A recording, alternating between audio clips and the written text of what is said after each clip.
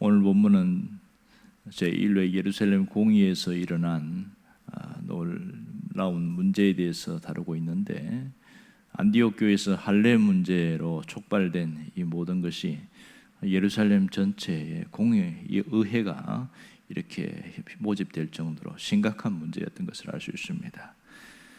모든 것이 정리되는 듯한 가운데 베드로가 마지막에 일어나서 자신의 경험 또 신앙 체험 것을 쭉 이야기하면서 11절에 이렇게 결론을 내리고 있습니다. 나는 그들이 우리와 동일하게 주 예수의 은혜로 구원을 받은 줄로 믿노라. 자, 여기서 주목할 것은 우리라는 단어입니다. 베드로가 자신의 별로 말미에서 오직 주 예수 그리스도의 은혜로 구원받은 줄을 믿노라고 하고 있는데, 원래적으로 하면 나는 믿는다 이렇게 표현하는 게 맞거든요. 그런데 베드로는 나는 믿는다 이렇게 하지 않고 우리는 믿는다 이렇게 말하고 있습니다. 분명히 베드로가 자신의 신앙 고백처럼 표현하는데 왜 나라는 표현을 쓰지 않고 우리라고 했을까? 이것이 의문점이 된 것이죠. 자, 여기서 우리라고 했을 때에 도대체 우리는 누구를 말하는가 하는 점입니다. 두 가지 해석이 가능한데, 첫 번째 해석은 베드로가 우리를 말하는 모든 사람들, 확대해서 예루살렘 공회의 그 자리에 앉아 있는 모든 사람을 표현한다 이렇게 해석하는 분도 있습니다. 그러니까 그 자리에 있는 사람은 적어도 기독교인들이었고, 거기에는 유대인이었던 사람가 개종했던 사람도 있고, 또 그 중에는 소수의 이방인 중에서 함께 개종했던 사람도 있을 수 있고, 또 헬라파 유대인, 히브리파 유대인 복잡하게 섞여 있지만 어쨌든 그 다 기독교인이니까 그렇게 우리다 이렇게 표현하는 사람도 있습니다. 또 하나는 아주 좁은 의미의 해석으로 여기서 말하는 우리는 기독교로 개종하기는 했지만 할례가 구원의 조건이라고 말하는 그 유대인들을 포함한다 이렇게 말하는 분들도 있습니다. 자, 여기서 보면 두 가지 해석이 일리가 있긴 하지만 본문에 입각한 정확한 해석은 아닙니다. 그러면 무엇이 정확한 해석인가? 여기서 말하는 우리는 누구인가? 그러기 위해서 우리가 12절을 함께 보아야 됩니다. 12절을 보면 구체적으로 알려주고 있는데, 온 무리가 가만히 베드로의 얘기를 듣고 있다가 그 다음에 바나바와 바울이 일어나서 자기 자신들이 이방인 중에 하나님께서 어떻게 행하시는가 표적과 기사에 대해서 말하는 장면이 나옵니다. 자, 베드로가 유대인이든 이방인이든 오직 예수 그리스도의 은혜로만 구원받는다는 그 우리는 믿는다 할 때의 결론 부분에서 그 다음에 동시에 바나바와 바울이 일어났다는 점을 우리가 주목해 봐야 됩니다. 이 두 사람들은 베드로와 마찬가지로 이방인들에게 하나님이 어떻게 역사하는 것인가를 다 경험한 사람이라고 할 수 있지요. 베드로는 물론 이스라엘 경내에 있지만 가이사라에 있는 고넬료 가정에서 하나님이 어떻게 일하시는가를 직접 경험했고, 또 바울과 바나바는 예루살렘을 넘어서 저 소아시아 지역에 있는 유대인들에게, 이방인들에게 하나님의 역사를 또 전했습니다. 이 두 베드로나 바울과 바나바 두 무리는 모두가 하나님의 도구로 쓰임받은 사람인 것을 알 수 있습니다. 그러므로 이 본문의 정황상 우리라고 하는 것은 베드로는 바로 바울과 바나바를 이야기하는 것을 알 수가 있겠지요. 사실은 모두가 유대인으로서 이방인들에게 복음을 전하는 것은 굉장히 위험한 일이기도 하고 자신의 모든 희생을 감수해야 하는 일이기도 합니다. 베드로가 고넬료의 집에 들어가서 하는 표현을 보면 그가 얼마나 힘든 결정을 하고 왔는지를 보여주고 있습니다. 거기 보면 어떤 표현이 나오냐면, 유대인으로서 이방인과 교제하며 가까이 하는 것은 위법인 줄 너희도 알거니와, 사도행전 10장에 보면 베드로가 직접 고넬료 가정에서 하는 얘기죠. 하지만 하나님의 부름을 사양하지 않고 내가 왔노라 이렇게 이야기합니다. 그래서 굉장한 위험을 감수했지요. 이방인과 교제하는 것, 그리고 식탁에서 함께 음식을 먹는 것, 또 이방인의 집에 방문하는 것, 모두 다 유대인들 당시 선민 사상을 가진 그들에게는 금기 사항이었습니다. 왜냐하면 이방인들과 접촉만 해도 그 부정한 것이 전이되어서 온다, 그렇게 믿고 있었기 때문에 그렇습니다. 그런데 베드로가 그 정도의 수준이 아니라 거기서 며칠 밤낮을 함께 머물렀다는 것은 심각한 문제가 될 수 있겠지요. 그러니 이 유대인의 관점에서는 베드로는 아주 몹쓸 짓을 한 사람으로 그렇게 되어집니다. 결국 그가 고넬료의 집에서 그렇게 복음을 전하고 은혜 충만한 상태에서 예루살렘에 갔을 때에 예루살렘 교회에 있는 사람들이 제일 먼저 베드로를 비난하기 시작했습니다. 어떻게 당신은 유대인으로서 이방인과 접촉할 수 있느냐? 말도 안 된다. 그러면서 굉장한 비난을 했던 것이 있습니다. 그럴 때에 내가 스스로 간 것이 아니고 하나님의 명령 때문에 갔고 거기서 어떠한 일이 일어나는 걸 쫙 이렇게 설명을 하고 얘기를 해줍니다. 그래서 무마되기는 했지만은, 자, 여기에 이 소식이 예루살렘 교회 안에 있는 유대인만 아는 것이 아니라 교회 밖에 있는 유대인들도 알고 있다는 사실입니다. 그러면 교회 안에 있는 유대인들이 이렇게 비난할 정도면 교회 밖에 있는 유대인들은 베드로를 향하여 얼마나 무시하고 수욕을, 온갖 멸시를 하고 그 충분히 짐작할 수 있는 것이거든요. 그만큼 이방인들에게 접촉한다는 것은 심각한 문제가 되는 것입니다. 그러므로 그들은 언제나 구원은 자신들의 전유물로 생각하고 있기 때문에 이방인들을 지옥의 불쏘시개로 여기는 그들에게 구원은 생각할 수 없는 일이죠. 그런데 바울과 바나바가 그 소아시아 지역에 가면서 유대인뿐만 아니라 이방인들에게도 복음을 전하니까 기가 막힌 거죠. 유대인들의 입장에서는 상상할 수 없는 거예요. 아니, 접촉만 해도 부정해지는데 그들에게 직접 계속 대화하면서 복음을 전하고 이렇게 하니까 가장 반기를 든 사람은 거기에 있는 유대인들이었습니다. 루스드라 지역에서는 심지어 사람들을 선동해서 베드로에게 돌판매를 전해서 죽이기까지 했잖아요. 가까스로 살아난 것은 하나님의 은혜였죠.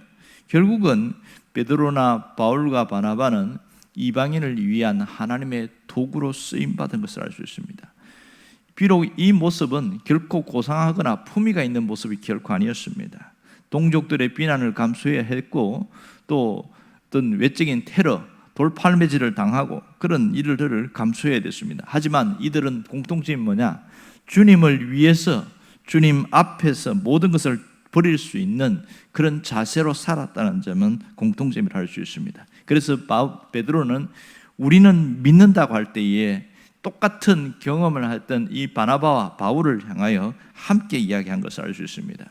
자, 이것을 우리 2000년 전 돌아가서 한번 생각해 보세요. 자, 이렇게 수많은 사람이 운집해서 있고, 그리고 여기에 이제 예루살렘에 여러 사람들이 있을 겁니다. 사도들도 쫙 앉았을 것이고, 그때 많은 난상 토론이 벌어지기 시작했어요. 특별히 다수의 유대인들로 구성된 예루살렘 교회에서는 그들도 할례를 받아야 된다는 얘기를 여러 사람들이 강조하고 또 강조하고, 모든 분위기는 할례가 구원의 조건인 것처럼 그렇게 흘러가고 있는 상황이었습니다. 그럴 때 그 중에 마지막에 베드로가 일어나서 할례는 구원의 조건이 될 수가 없다, 그것은 오히려 하나님께 범죄하는 행위다, 하나님을 시험하는 것이다, 이렇게 얘기합니다. 그리고 우리도 할 수 없는 그 율법의 멍에를 아니 이방인들에게 씌우려고 하느냐, 말도 안 된다, 그렇게 하면서 말미에 우리는 주 예수 그리스도의 은혜로 구원받는 것을 믿는다, 이런 얘기를 하잖아요. 자, 그렇게 한 다음에 그 베드로의 시선이 어디로 향했을까요? 장로들과 사도들로 향했을까요? 아니면 반대파에 있던 그 유대인들을 향했을까요? 아니면 바울과 바나바를 향했을까요? 12절로 이어지는 얘기를 보면 베드로의 시선이 바울과 바나바를 향했다는 것은 두말 없이 분명한 사실입니다. 우리는 믿는다고 했을 때에 그가 바울과 바나바를 바라보았던 것이죠. 그러고 나서 곧바로 이 두 사람이 각각 일어나서 자신들이 했던 경험들을 이야기합니다. 이방인들에게 어떻게 하나님의 복음이 전해지고 역사하신지를 표적과 기사가 나타난 것을 쭉 이야기합니다. 이 두 사람들의 어떤 그 시선이 맞췄을 때, 만일 베드로가 그들을 쳐다보지 않았다면 기회가 없었겠죠. 모든 시선이 바울과 바나바를 향했으니까 그들이 일어나서 하게 되었다는 것. 자, 이 사이에서 베드로의 시선이 바울과 바나바의 시선과 합쳐졌을 때에 영적인 교감이 일어나게 되어졌고, 놀라운 그 하나의 동질감을 느끼게 되었죠. 따뜻한 그 시선에서 용기를 얻게 된 겁니다. 수십 명, 수백 명이 다 할례는 구원의 조건이다 이 얘기를 하고 있는데 거기에서 베드로가 탁 일어나서 했을 때 용기를 얻게 된 것이죠. 그래서 이방인들에게도 하나님의 복음이 어떻게 되는지를 잘 이야기를 해주고 있습니다. 자, 여기서 놀라운 것은 이 베드로와 바울과 바나바는 명실상부하게 하나가 된 우리였다는 사실입니다. 비록 섬기는 교회는 각각 달랐습니다. 예루살렘 교회를 베드로는 섬기고 있었고 바울과 바나바는 안디옥 교회를 섬기고 있었습니다. 하지만 신앙 공동체 안에서 하나된 모습은 분명히 드러나고 있습니다. 여기서 우리가 깨달을 수 있는 것은 예수 그리스도 안에서 하나된 우리는 진정한 가족이라는 사실입니다. 신앙 공동체로 묶여진 우리는 하나님 나라의 가족임을 분명히 깨달을 수가 있는 것이죠.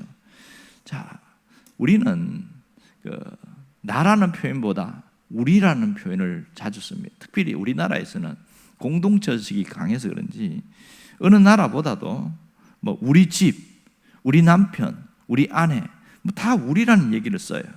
분명히 말은 안 맞거든요. 우리라고 그러면 소유권이 다른 사람에게도 있다는 건데 그건 아니거든요. 그럼에도 우리라는 표현을 씁니다. 자, 하나라는 표현이죠.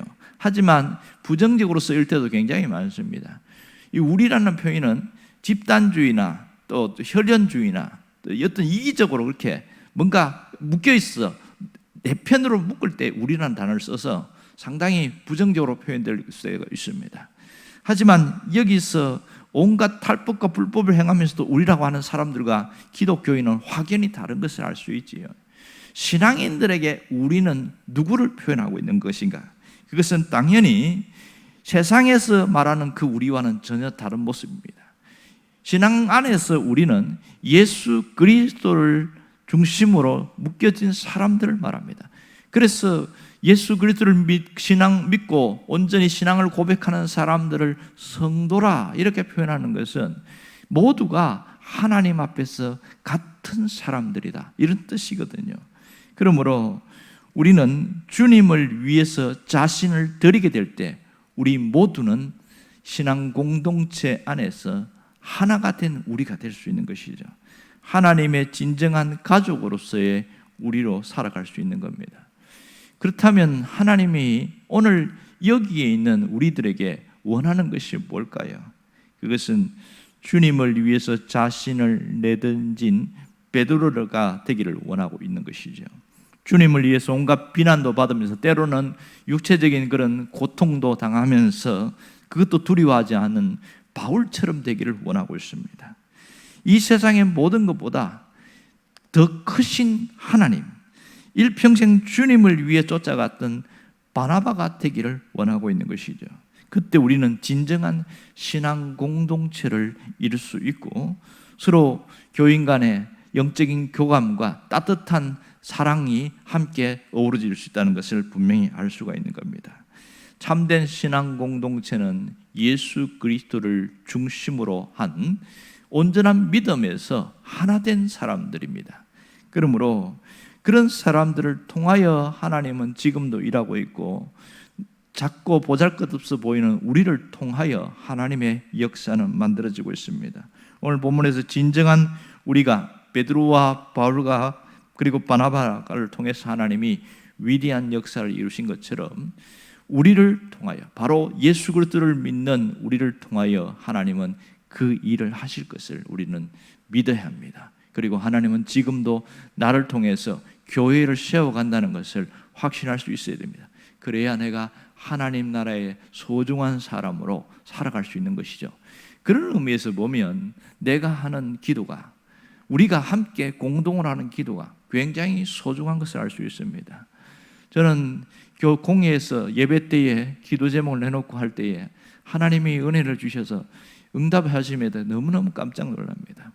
내가 어저께도 이야기를 했지만은 불치병을 가진 분인데 우리가 함께 기도를 했잖아요. 하나님께서 역사해달라고 기도하고 그리고 제가 가서 마침표를 찍고 마무리 기도해주고 그런데 막 살아나는 모습들을 보면서 깜짝깜짝 놀라는 거예요. 야, 하나님께서 우리 기도를 듣고 계시는구나. 직접 눈앞에서 보니까 하나님의 역사가 보이는 거예요. 자, 의사도 포기했고 다른 사람들도 포기했어요. 안 되는 거니까. 하지만 하나님 우리의 기도를 들으셨다는 사실에 놀라운 역사가 있습니다. 이 비근한 단순한 얘기긴 하지만 우리가 드리는 간절한 기도, 하나님은 듣고 계신다는 것을 믿어야 합니다. 하나님의 역사는 지금도 나타나고 있습니다.